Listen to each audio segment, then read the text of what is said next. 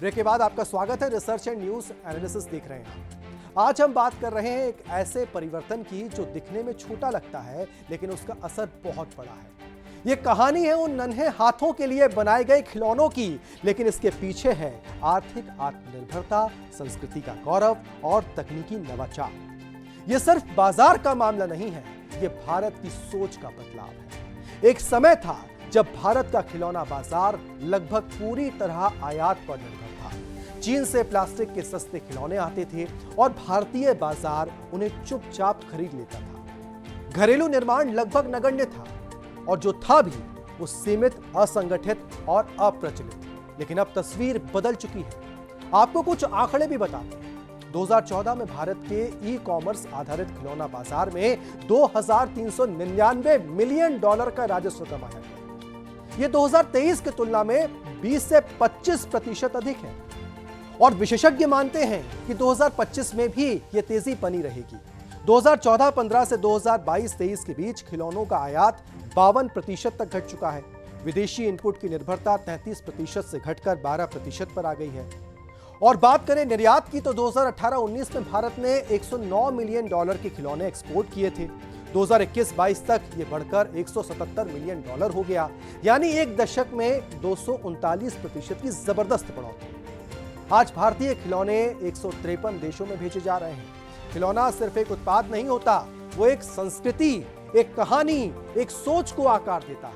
भारत के पारंपरिक खिलौने जैसे कर्नाटक का चन्नापटना, आंध्र प्रदेश का कोंडापल्ली, वाराणसी की लकड़ी की लाटू और राजस्थान के कठपुतली खिलौने अब वोकल फॉर लोकल की मुहिम के तहत अंतर्राष्ट्रीय मंचों पर पहचान पा रहे हैं।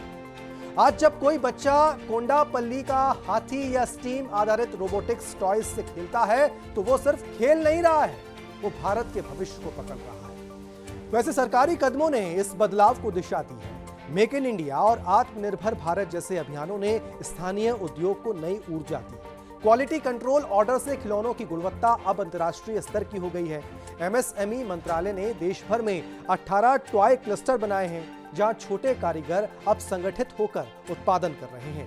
प्रधानमंत्री मुद्रा योजना के तहत स्टार्टअप्स को 20 साल तक का बिना जमानत ऋण दिया गया और अब केंद्र सरकार डिजाइन, ब्रांडिंग और R&D पर केंद्रित नई प्रोत्साहन योजनाएं बना रही है। नई पीढ़ी के स्टार्टअप्स भारतीय खिलौना उद्योग को गति और दिशा दोनों दे रहे हैं। शूमी इको फ्रेंडली लकड़ी के खिलौनों के लिए प्रसिद्ध स्किलमैटिक्स शैक्षिक और इंटरैक्टिव टॉय का बड़ा ब्रांड टॉइंग, स्मार्टिविटी और अन्य startups steam, AI, AR, VR जैसी तकनीकों से लैस खिलौने बना रहे हैं।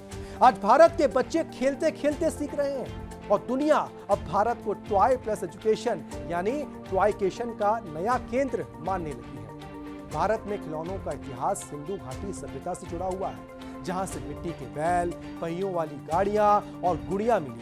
साल 1950-60 में लकड़ी और धातु के स्थानीय खिलौने आए। साल 1980 में प्लास्टिक और मोल्डिंग तकनीक का आगमन हुआ। सन 1990 में विदेशी खिलौना ब्रांड्स का वर्चस्व शुरू हुआ। साल 2000 में मॉल संस्कृति, ब्रांडेड स्टोर्स और संगठित रिटेल का दौर आया और साल 2020 के बाद डिजिटल, स्टीम और लोकल से ग्लोबल का युग आया। भारत का खिलौना उद्योग हर दौर में खुद को दोबारा गढ़ता रहा है।